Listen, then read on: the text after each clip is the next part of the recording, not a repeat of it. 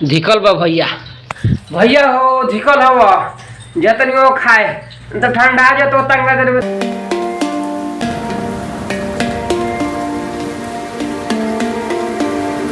तो भैया लोग कैसन बानी रहुआ लोग का हाल बा। हमार नाम नितेश बा, हम बानी बिहार से, घर बा मोतिहारी जिला।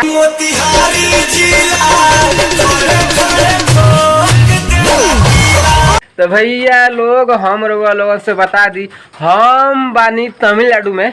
देख सकता नहीं रहुआ लोगन तमिलनाडु के खूबसूरत लोकेशन। अभी नु सवेरे सवेरे के टाइम बा, टाइम होता 6:50। आज हम भोरे भोरे वीडियो को स्टार्ट कर दे बानी काहे कि मेटेरियल ले नहीं खे काम ना भेला, मेटेरियल नहीं खे। मेटेरियल रही तो काम ना होई काहे कि रात भर बरसत हवा। देख लो भैया लोगन रात भर बरसत हवा, टिप टिप टिप टिप टिप टिप बरखा के पानी। तो पानी में कैसे होई काम, वैसे करता इंसान हमनी आराम। पानी लगा दिल लगता छलक पनिया पलाट में से। भैया लोग अभी नु टाइम होता 8:15। तमिलनाडु में बहुत बरसात होता। तो बरसात में लोग मन कैलक आलू चप खाए के, तो होने से बतिया लौकत तुर के लैलक लोग। हेने मस्त देख सकत नहीं लोगन आलू उसीन दिल बानी, मरचा के लहसुन के पेस्ट बना दिल बानी। एकरा के अब जाता नहीं मीसे एकरा के चोखा बनैला के बाद हेने भैया लोग अपन ड्यूटी तो पूरा कर दिल बानी। हेने लौका के आलू के तरुआ काट दिल बानी। हो ने भात एक दोसर के बनावेला, बर्तन धो के भात दोसर आदमी बनावेला। हम मस्त दाल बना के तरुआ काट के अभी चोखा मिस देतनी। ओकर बाद एने तरुआ छनाता देखी लोग छनाता उतना छनाइयो गेल बा ओने। तो फिलहाल हम जल्दी जल्दी चोखा मिस के ओकर बाद जाता नहीं मस्त फटाफट मुंह धो के नहाए। ओकर बाद भीड़ जाए हम खाए काहे कि सब धिकले धिकले खाए में मजा आवेला।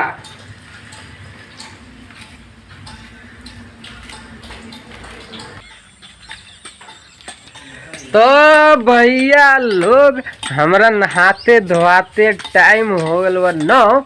तनी हेने के पोजीशन देखल जाओ किंग है भैया सब छान ले लो, सब ओरवा दिल तनी मनी आलू ही बाचल हो।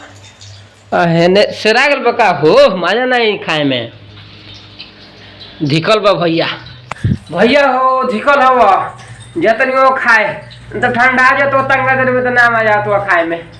और वो लोग आई खाई उठा ली लोगे।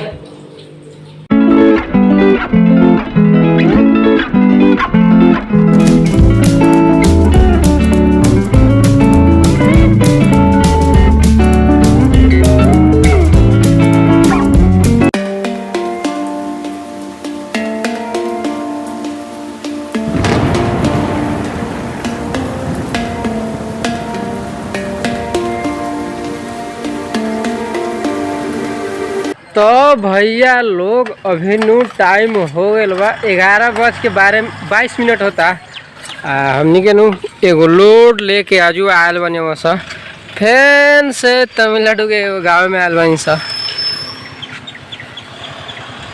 ये है घेरा घर तो बन गए बाउंड्री घेरा तो है गौ माता खाना खा लेनी है जी उतारे के हो ले पो पो पो पो पो।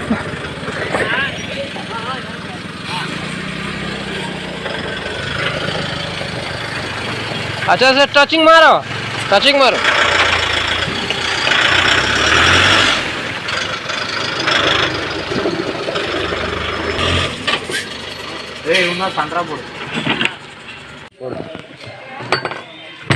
ठीक है भाई।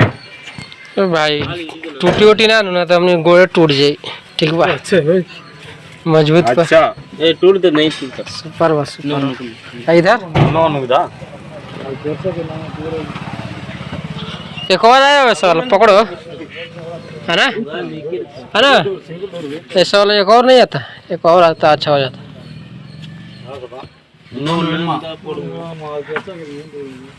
ना हिंदी समझ आवत तो राजा।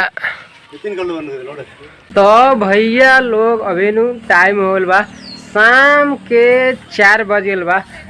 हमनी के नु मस्त बिहान के कमाए सीमेंट निकाल दिल बनी सा।